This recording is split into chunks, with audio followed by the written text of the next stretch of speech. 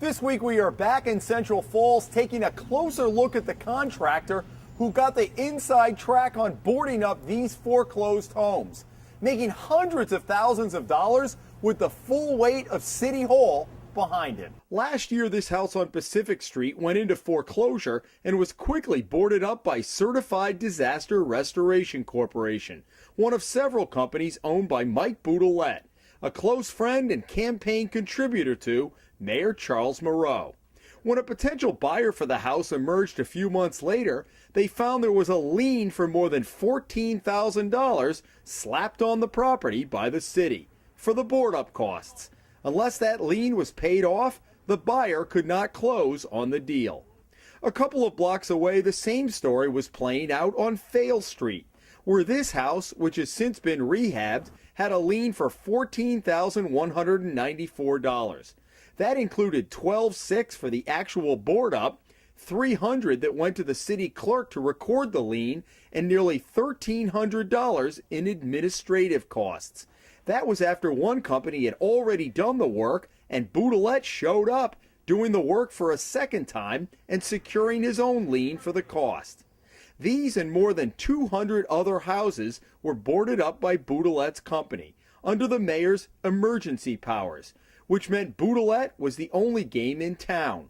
The Hummel report has also learned it meant Boudoulet's company had the building official and in some cases the police department behind him when he went to board up a house, sometimes charging more than 10 times what other companies we spoke with would charge for the same job. Boudoulet had the full backing of Mayor Charles Moreau, who we reported got a price break from Boudoulet on a furnace replacement at Moreau's house last March. Boudoulet is also a regular contributor to the mayor's campaign. I don't think there's any common sense here, and what Mr. Morrow's intentions are, why he would even venture into something like this is beyond me. Bob Ferry is the chairman of the city's purchasing board, which got an unscheduled and unannounced visit from the mayor after one of its meetings last spring, months after Boudoulet had already boarded up hundreds of homes.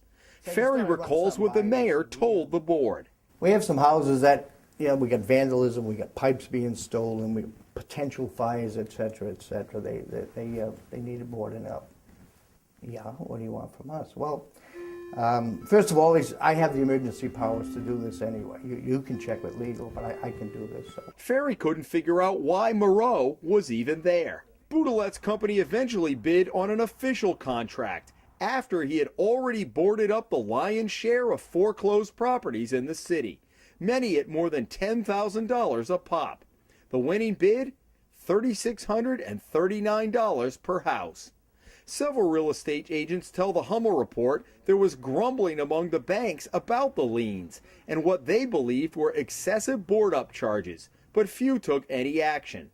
However, we obtained a letter from a lawyer representing the successful bidder on the Pacific Street house. In it, he reads the city the Riot Act, demanding a full accounting from the Division of Code Enforcement as to why Boudoulet was given the contract, why the charges were so high, and why the building official put a city lien on the property. Of course, this still leaves a host of unanswered questions, and although the mayor and Mr. Boudoulet have declined to talk to us, they will soon be talking to the state police, who have launched a full investigation into this matter. In Central Falls, Jim Hummel for the Hummel Report.